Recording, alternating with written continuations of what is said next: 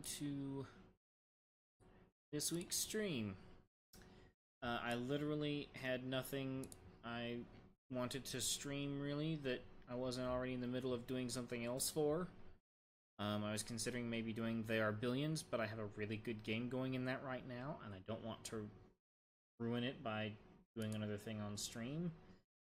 Wasn't feeling like Dark Souls, so I was just sitting there racking my brain, and suddenly I thought, oh hey, my stream needs some new overlays and some new like little backgrounds and stuff, and I've got quite a few different ideas, so I don't know which one I necessarily want to go for yet, but I'm gonna try some things out.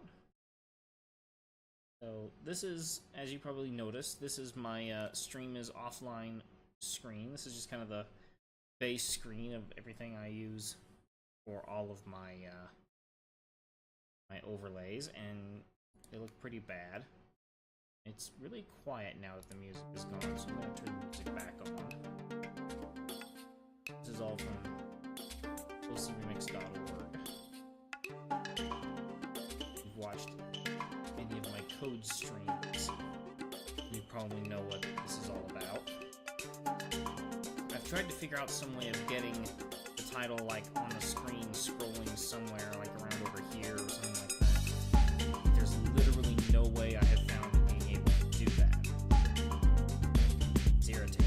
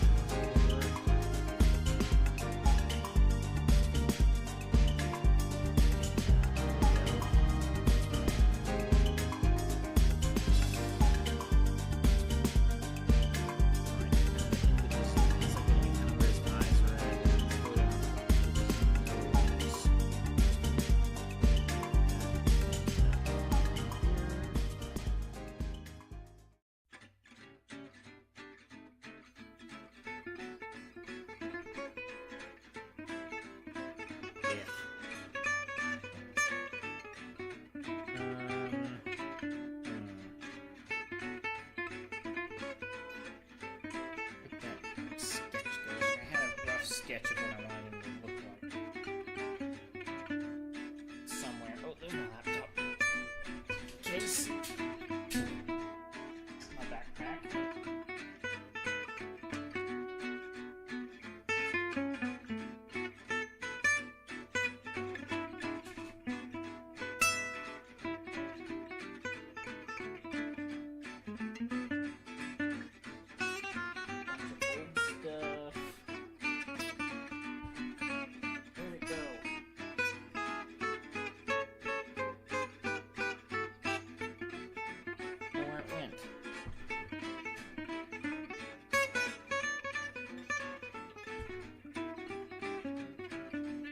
Well, okay, I guess I have to recreate it then.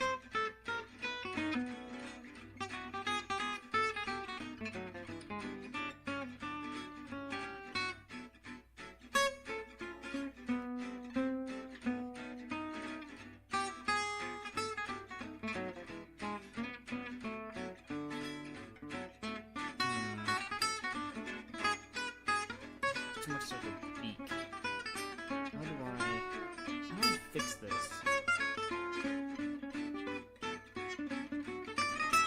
But let's see. I guess the eye.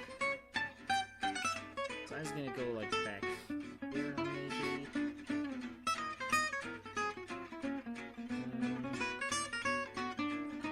Guess it's stick. Black.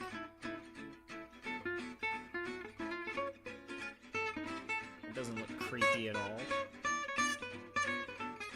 Let's see. Let's put this back. Here, hang on, let me get my point of reference up over here on this other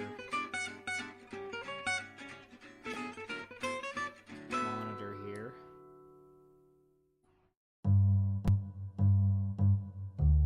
Okay, get out of the way, Legend of Zelda overlay.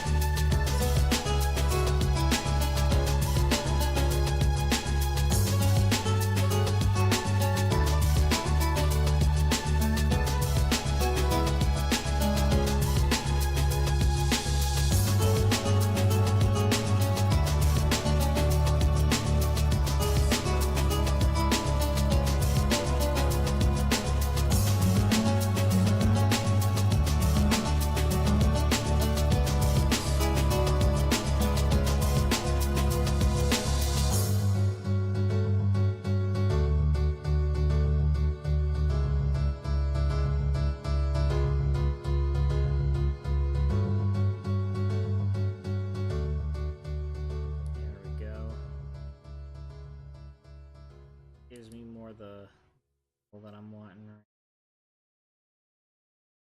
Just go ahead. Get down a little bit. Flat spot there, and then start slowly bringing it back.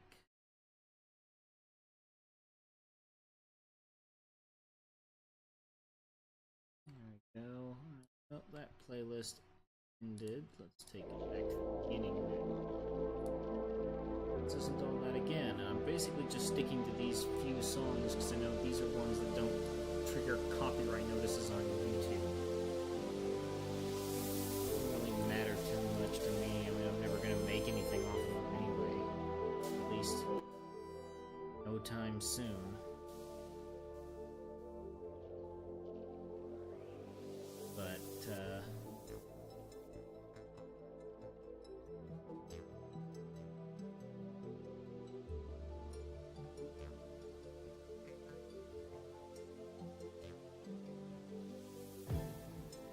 yeah, I just get tired of seeing copyright notices constantly on everything. So far, I mean, nothing has really triggered anything. So, maybe. Oh, hey! Oh, hey! You guys are here!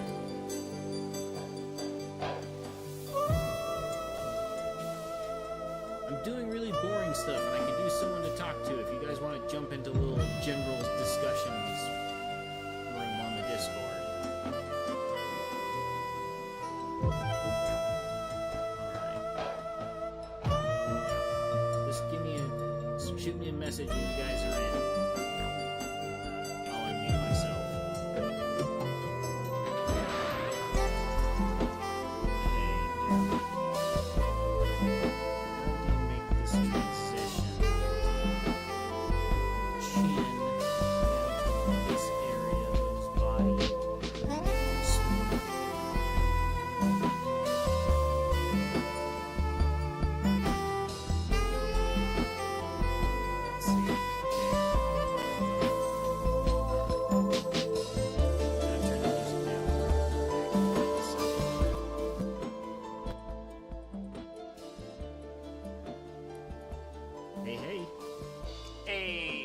By the way, your music is about 8 times louder than you, so it's kind of hard to tell.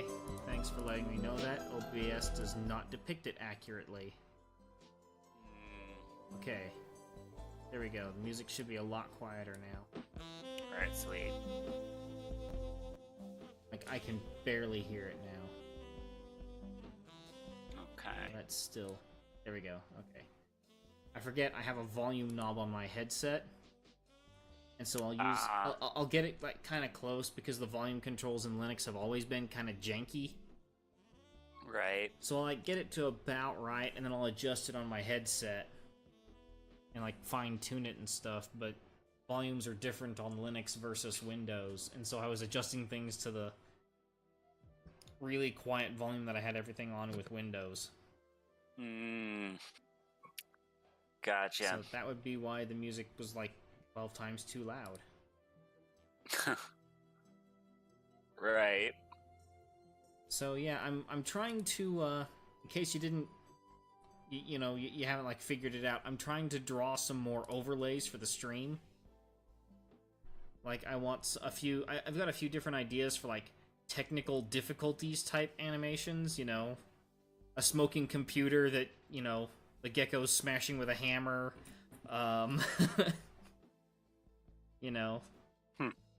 Yeah. Like a smoking phone line or something like that for like connection issues or something. That's what I'm attempting to do, but I'm breaking all the laws of art right now, as in, I'm using Paint, or a Linux Paint equivalent, and I'm using a mouse. That is also a thing that you are never supposed to do. But I'm doing it anyway because, I'm not an artist. Last I checked, I was an electrician. Yeah, I feel ya. I've got no art in me. Well, the problem is, I used to. I used to be kind of like a little bit of an artsy type guy. And I don't know where it went. I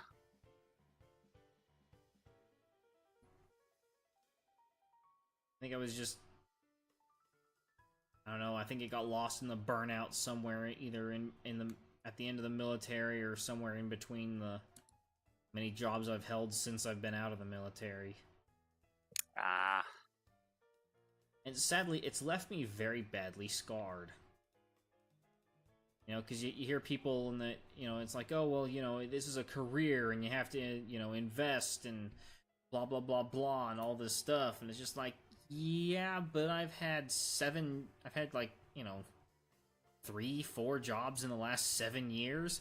And I've heard this speech literally every time. And, I mean, one time it was just a flat out lie. Another time the company went out of business. Another time it was just a seasonal job. And now, you know, this job they're saying it all again. Of course. And, you know, it's just like, well, I mean, forgive me if I don't believe you, but I don't believe you. You know, it's not you, it's me, definitely, but it doesn't help your case. Right.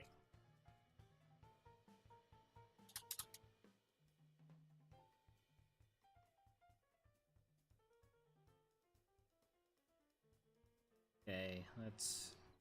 Well, I'm trying to see if OneDrive will work for me. So I moved 175,000 tiny files into OneDrive from Dropbox, and it's not looking promising. It's just been updating and processing changes for hours. Why do you do this? And the problem is I have about 1.2 million files total, but they're small, so it's only like maybe 50 gigabytes total. So I have to ask though, why do you do this? You just, every time you attempt any kind of project, it has to be something weird. I mean, you're like the guy that wants to try and set water on fire just to see if he can do it. You know, well, of course. Using a credit card and a tube of chapstick, can you set water on fire? I mean, well, you know, I just like to keep it interesting.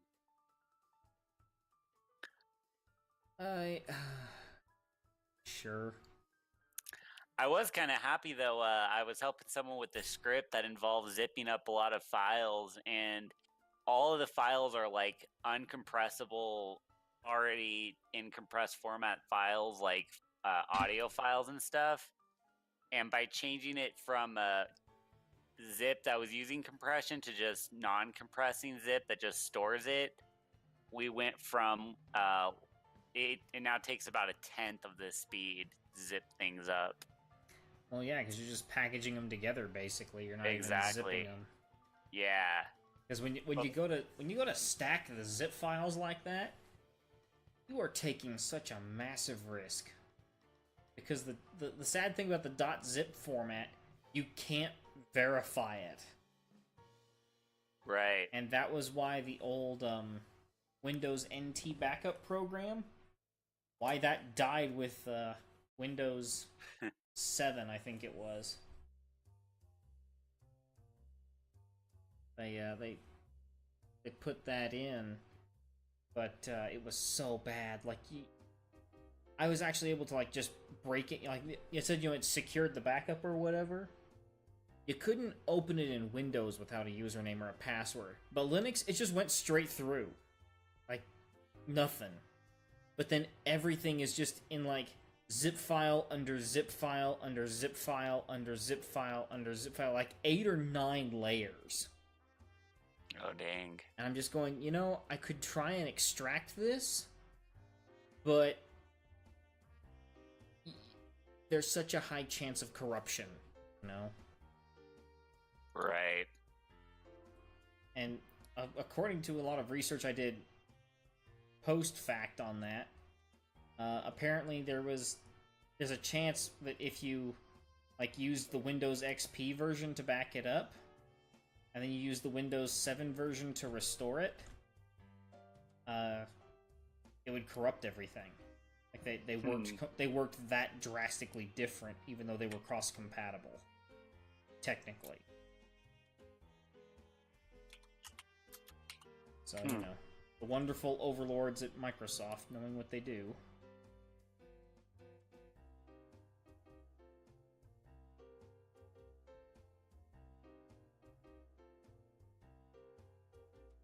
Go. That is a...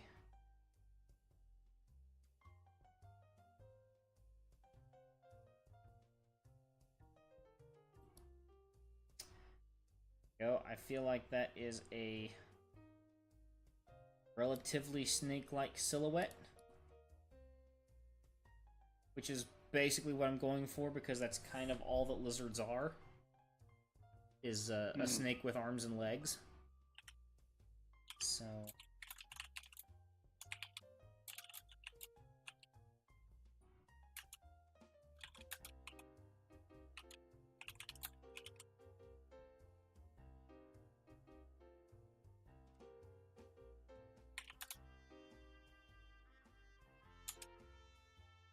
I am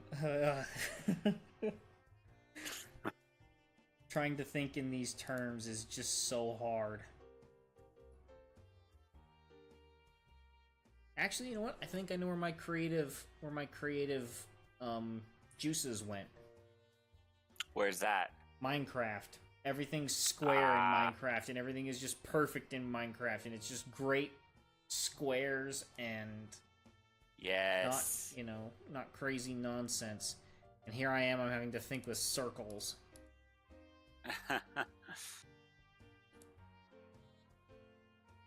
Because that's how the rest of the art world goes. Is in circles. Ha ha ha ha ha.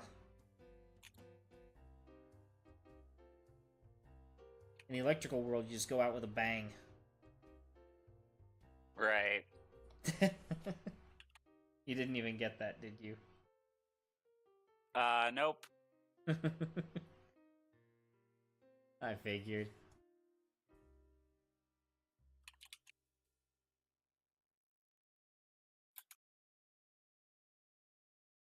You've clearly never heard what happens when you accidentally cut a wire that's been energized. No. I spooked when I was changing out those lights in your mother's china cabinet. I spooked everybody in the room because someone turned on those lights when I was working on it. Oh no. And I cut a wire and it just goes boom, and it knocked out the lights in like the office and the living room and everything like that. And everyone's just like, "Oh, it's okay, we'll get it." And they're sitting there like madly flipping switches and stuff, and it's not working because the breaker tripped. Oh man. Yeah. I'd done so good. I'd had those linemans for about 2 months and I hadn't blown them up. And then they blew up for something that wasn't even my fault. Because I'd made sure like a million times that the switch was off, and I made sure I had double checked that the switch was off before I started making the cut. And then while my pliers were halfway through the wires, someone hit the switch behind me.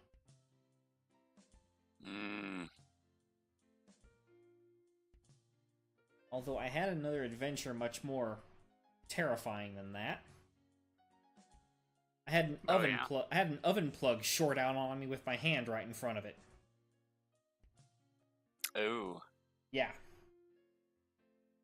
As someone who has had that happen about 3 times now, or had something like blow up with my hand right next to it, it's never any fun.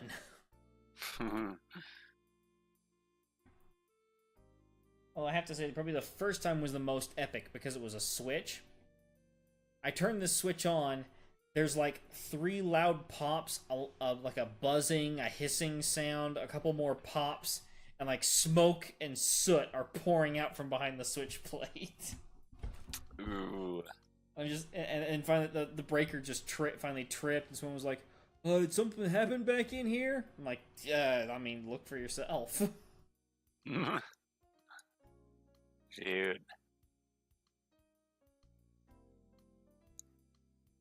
Turns out that while I had been connecting the stupid switch to the wire, Um, uh, I was having to force the switch back into the box, and one of the wires had wrapped around one of the screws. Mm-hmm. And so then when I tightened it down, it just pinched the thing all the way through. And it just burned, Ooh. it slowly burned through the insulation on the wire and stuff like that. It's actually pretty cool to look at. Being one of those people of the lower IQ range when it comes to that sort of thing. Yeah. It's that thing of, the thing caught on fire. Oh gosh, it's on fire! You put it out. Wait, is it gonna do it again? The typical thing, you turn on the heater and flames shoot out the front and the back, and you go, whoa, shut it off. And I go, will it do that again? And you turn it back on and it happens again. Michael was terrified of going out into the shop with me if I had the heater on for the longest time because of that. Had what's called blowback, which is where gas gets blown back out of the burner for a furnace. And when it happens, there's quite the explosion. Right. It's kind of like if you left the lid on you guys' grill shut. If you if you lit the front burner, then turned on the other two burners and closed it, you get that kind of a poof type of effect.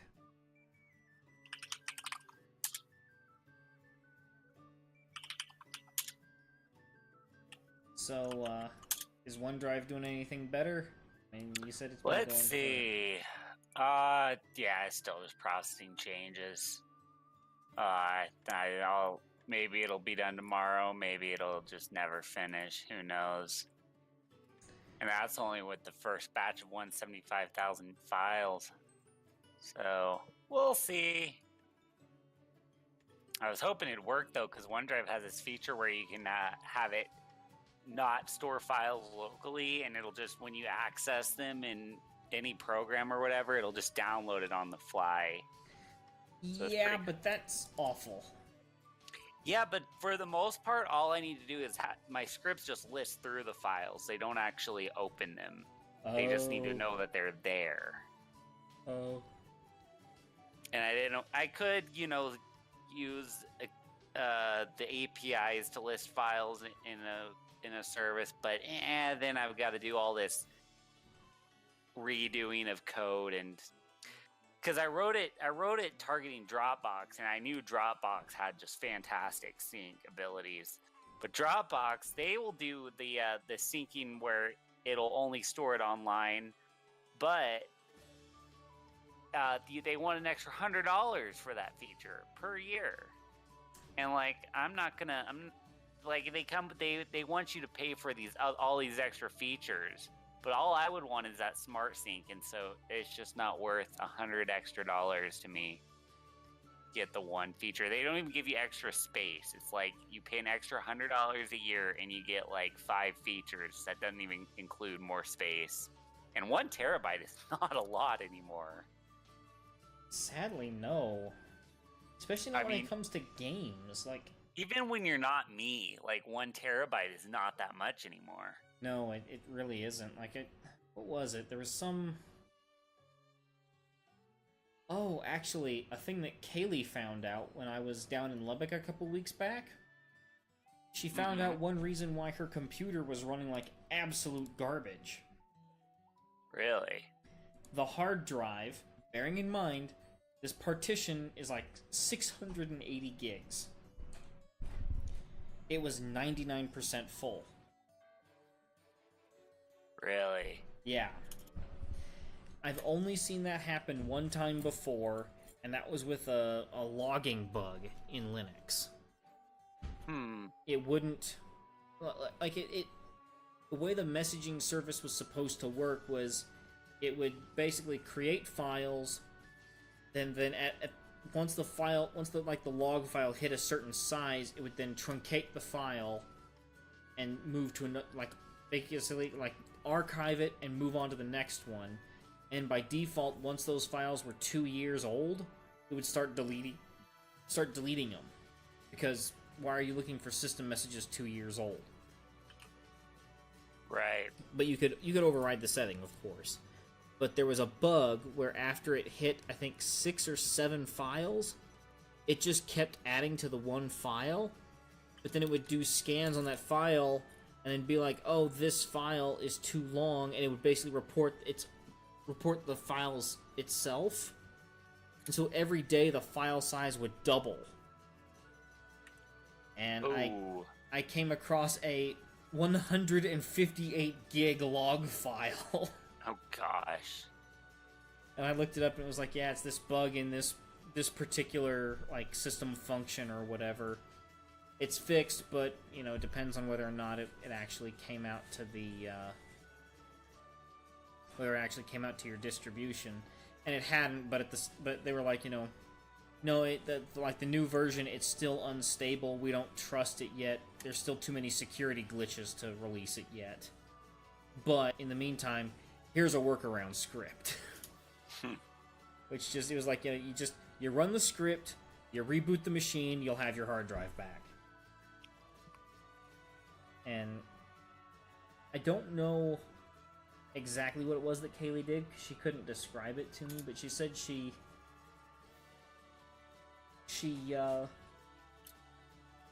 deleted some stuff. She deleted some stuff, she ran a few commands that she found online, and none of them seemed to really work. But then she actually just logged out of her account.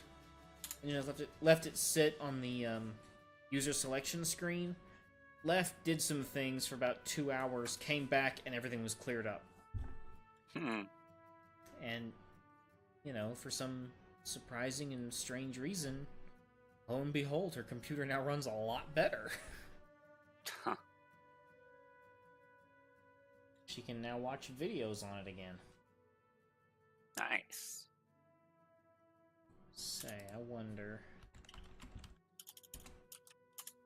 I'm completely forgetting about the fact that I'm actually supposed to be drawing something, and I'm checking the traffic meter on my router.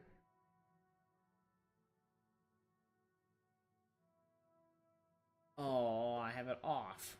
Why do I have it off? Oh, right, the firmware update must have disabled it.